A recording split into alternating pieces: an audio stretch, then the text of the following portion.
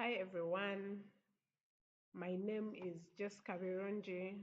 I'm a biostatistician, a consultant and tutor at Biostats Explained. Today I'll be taking you through sample size determination in clinical trials. Let's dive right in. So at the end of this session, you'll be able to understand why sample size calculations are important, what information is really necessary for you to estimate the sample size, and how do you really conduct these sample size calculations. So looking at the key definitions before we dive deeper, we have a population and then a sample. So what is a population? A population is a set of clearly well-defined, mark the word, clearly well-defined and distinguishable objects of interest in your study.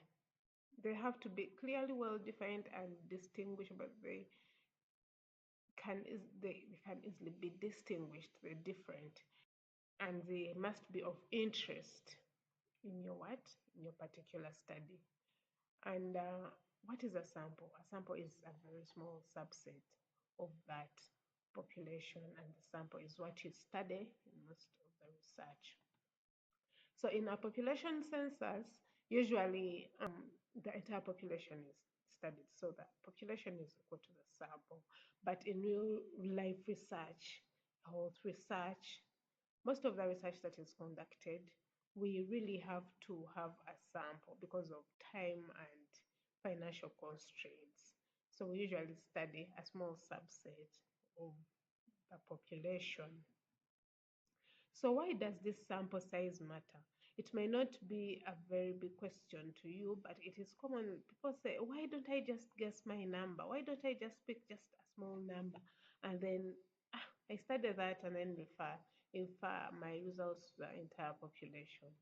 No, we really need to have a definite sample size for our studies. For example, when you pick a very small number, you might pick a very small number for your sample size.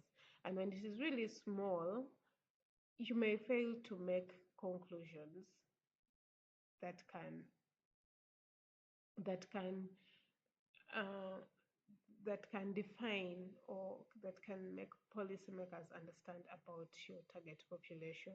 There, your time will be wasted, your resources will be wasted. And if you do a very big sample size, if your number is too big, you will use a lot of resources, a lot of time will go, and still you will not be able to make good inferences. You may over exaggerate the effect. Or still, if you are working on a clinical trial, you may delay an important, a very good treatment to reach the patients because you are taking too much time studying a very big sample in your study. So it is very, very feasible, cost effective to study a very small sample, and theoretically large enough and a properly selected sample is very sufficient to provide the required answers about the population. But most of the time, researchers come to us as biostatisticians asking, how many, what is the exact number? Which exact number do I need as my sample size for my study? They've already, and how do I select the right method? As in the right method to calculate my sample. Those are the most common questions that researchers come with in regards to sample size and the so let's move on. So at what stage of your research process do you conduct a sample size calculation?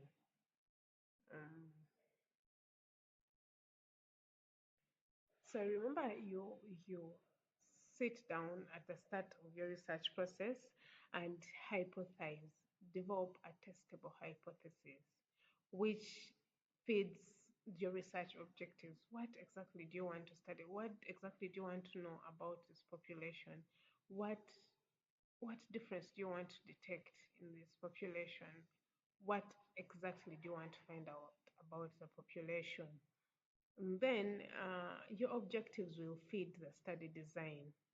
Do you want to study proportions? Do you want to look at the differences in different groups? Do you want to look at the treatment effect? Do you want to look at the time to a particular event? Those research questions will feed into your study design. And after getting your study design, then you will come up with the statistical methods. I mean, the outcome of interest and the statistical methods will feed from the study design. And then all these, the study design and the outcome of interest will feed the sample size calculation.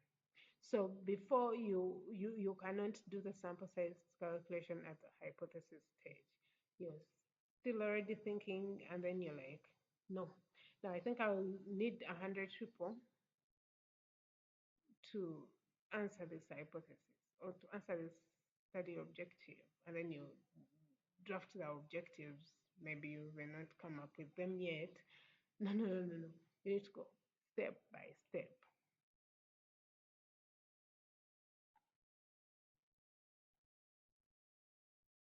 So what key information is required to calculate this sample size? There are usually four key points that you really need to have at the back of your mind when you're calculating the sample size. What is the desired power of the study? What is the probability of rejecting the null when it is actually false? Usually we look at 80 to 90%. That is, we really want it to be high. We really want our power to be high. So we estimate it at 80 to 90%. And secondly, what is the level of significance? What type of error are you willing to allow in your study? What is the probability of rejecting the null when it is actually true? Typically, in most studies, it is set at 5%. Really want a low type 1 error. What effect size do you want to be detected, and what is the variability of the outcome? How does it vary? Remember, these other two, the desired power and the level of significance, are usually known. But then, how do you get the effect size and then the variability? There are different sources from which you can get these the effect size and the variability of your outcome. You can look at literature. You can look at published literature that has studied the similar outcome, that has looked at the similar patient characteristics, that has looked at similar study design, that is close to your to your study, and extract out the effect size and then the variability. Then if you're lucky enough and you've done a pilot study, you can get those results from your pilot study, and they guide your effect size and variability. You can also think about the expected treatment effect. If you already know the drug that you're studying, and you are able to estimate the effect of the drug that you want to study, then you can use that as well. You can use secondary data, and if all fails, you can get an expert, a statistician, a biostatistician, to make for you a guess, or an expert give you an expert opinion depending on their experience on what the sample size would be, and also guide you on the best way to get the sample size. So how do I calculate this sample size? How? I know all of us are asking at this point in time. They are very many. There's no know it all. There's no one rule or one method that can help you get to this faster. But I've highlighted like four main ones that we usually used. We have the manual calculation, the sample size software calculators, and then the sample size tables from that are usually in published articles and books in the appendix sections.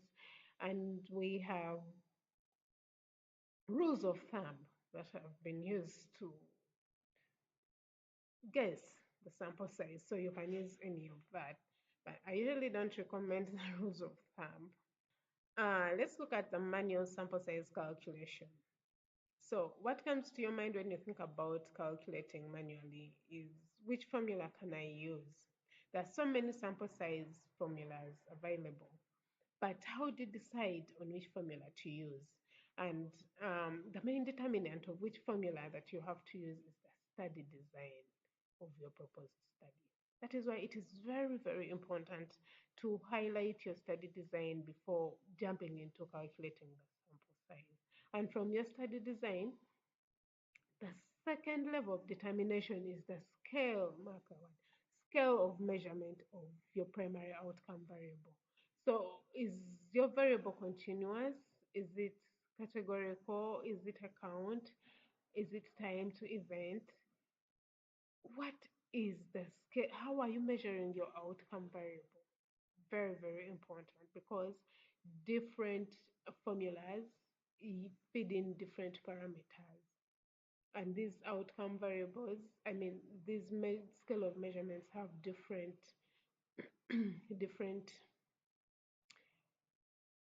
parameters that they have different assumptions. For example, continuous variables, you may be looking at means and and counts, you may be looking at the number. Categorical variables, you're looking at proportions, and time to event, you're looking at the time to event.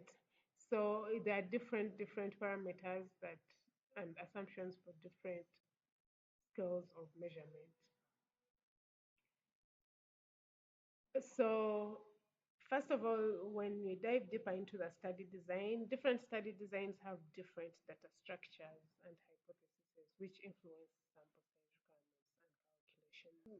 For example, like let's look at the common ones, the RCTs, randomized control trials. They often require a sample size to detect differences between groups under randomization because they're looking at different groups, they're comparing effects across different groups under randomization. So that sample size, you have to put it at the back of the mind that it is detecting those differences between the two groups. For cohort studies, you're looking at the exposed and the unexposed groups. So the sample size may be based on the expected incidence rates in exposed and the exposed groups. For case control studies, remember we are looking at case control ratios. So you have to put in mind the expected odds when determining the sample size. So for cross-sectional studies, the sample size may be based on estimating prevalence with precision or comparing proportions across the two groups.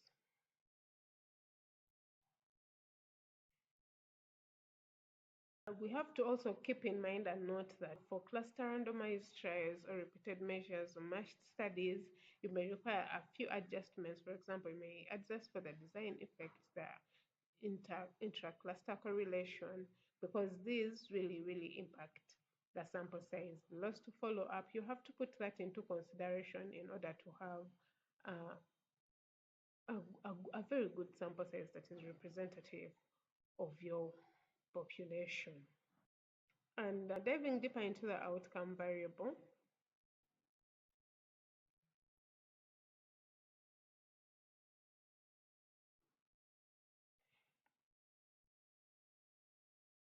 and the type of outcome variable, like I said, really determines the statistical method that, that you use and the formula that you use to approach the sample size calculation. So for continuous outcomes, you may use formulas that are based on comparing means and differences in means. Binary outcomes, you can use formulas that are based on comparing proportions or risks.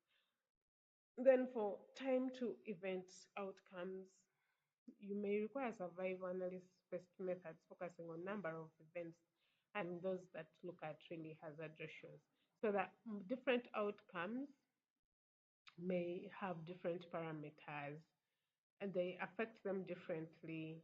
They affect the effect sizes differently. They affect the variability differently. And remember, these we have to fit them into the calculation. So let's look at some few adjustments of the sample size. So really common, that is non-response and lost follow-up. So what is non-response and when does it occur?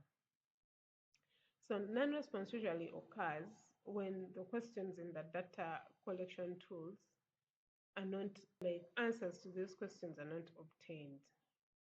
One, the respondent refuses to answer, or some questions are just missed by the interviewer. Uh, or it may occur when the sampled subjects or participants or respondents definitely refuse to participate in the study entirely. In cases where you are sampling without replacement. So this doesn't occur if you are sampling with replacement, because if some respondent refuses, you can always replace with the next respondent. But sampling without replacement, you will really need to have non-responses, because some subjects may refuse to participate in the study. So how do you adjust for these non-responses? The questions really have to be clear. You have to really train the interviewers to make sure you minimize these non-responses. Before you send them out to the field, you have to train them explicitly to understand these questions and not to skip the questions, because non-responses really reduce the sample size and the precision of the estimates will really be affected. So during sample size calculation, you have to anticipate the level of non-response. You really have to anticipate the level of non-response, and most studies look at 10% non-response rate. But you really, according to your study, you really have to check through literature and see what non-response rate has been discovered in line with your study through different studies that are related to what you're doing. Most studies look at a 10% non-response rate. So you get your sample size, then multiply it by 1 over the non-response rate. And then you will have adjusted for the sample size. So when you choose 10%, you have to back it up by literature. You don't just say, Jesse said we have to go with 10%. No, no, no, no, no. You have to back it up by literature. So let's look at loss to follow up. What is loss to follow up? So in studies that involve following up longitudinal data, participants are usually lost, maybe due to death. They may withdraw their consent to participate in the study. They may migrate outside the area of study, or you may just lose contact with the participant, or participant may just lose interest in the study. You cannot force them, because most of the times when we ask them to consent, we tell them that they are free to voluntarily withdraw if they're not comfortable with the study. So those small aspects may cause loss to follow up, and this really also reduces the sample size and the power of the study, and also affects the precision of the estimates. So during sample size calculation, you also have to make sure that you adjust the sample upwards. You increase it to cater or adjust for the anticipated loss to follow up. So this rate to follow up is also obtained from literature. You look at literature that is in line with your study, and then you estimate the loss to follow up for your study, and then adjust your sample size accordingly using that formula. Next, let's look at some sample size software. I've included some software that you can use to calculate the sample size for different designs. So we have AP Info. It is free. You can always check it out. I've included a link so you can go watch YouTube videos and get to know how to use it. CleanCal, sample size calculator, PS software, GP software, like all these are free. You can use ARA. I've included some packages that can help you, and then Starter. And I have, I think, an example in Starter. Yes. So remember, we say that you have to have an objective in mind. So if, for example, we want to calculate a sample size for comparing two proportions, that is anemia prevalence in rural versus urban, and we have our parameters set, proportion in group 1, proportion in group 2, we have our desired power, or and our significance level set. So we just use that starter command, put in our values or our parameters, and starter will give us back the required sample size. So you can try it out, and it will definitely give you that required sample size. So you can also check out this package in starter and get to explore more options for different study designs.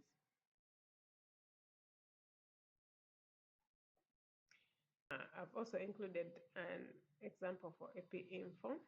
You can navigate through it in your free time.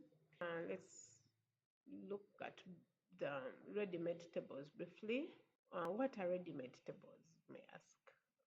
Some of you may get too excited. Like, they're already made tables. They have pre-calculated sample sizes based on common study designs and parameters. The people have done sample size calculation. They have done so many studies, so they have come up with those tables that have those pre-calculated sample sizes for common common parameters that are used in different studies and study designs. So they are often found in textbooks, research textbooks, research articles or guidelines. They're very useful for approximating the sample size without any software. So they are easy to use. As long as you have the parameters, you can easily use them in planning your study, writing your proposals, uh, educating people on sample size calculation, among others. They're very, very, very easy to use and very flexible. I've included just a few of them here, and I think we shall go through this a bit. So you see that it has a column for population size, and then the confidence interval, 95% and 99%. So I don't know the level of confidence that you want for your study, but most studies use 95% confidence and margin of error 5%. So you can always check. And if, for example, you have a 95% confidence interval and 5% margin of error, you will have 5%.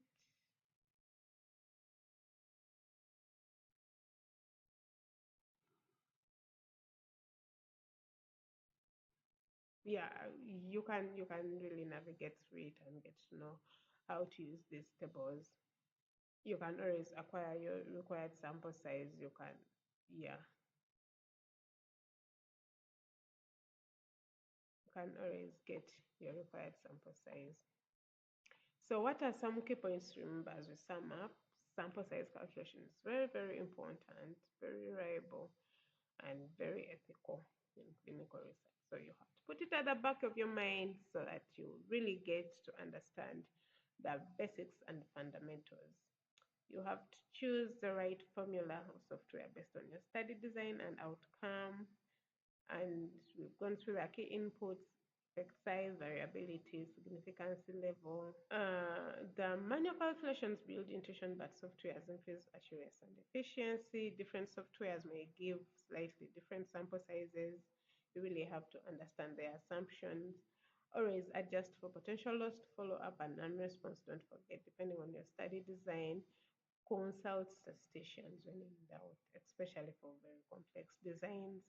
Even simple designs, don't don't guess. If you're really confused about a certain situation, statistician and clear sample size justification strengthens your study proposals and ethical approvals. Don't just guess, otherwise the IRB will throw your proposal out. I think that is all for today. Thank you very much. You can follow me on LinkedIn as Jessica Bironji and check through my website, biostatsexplained.com.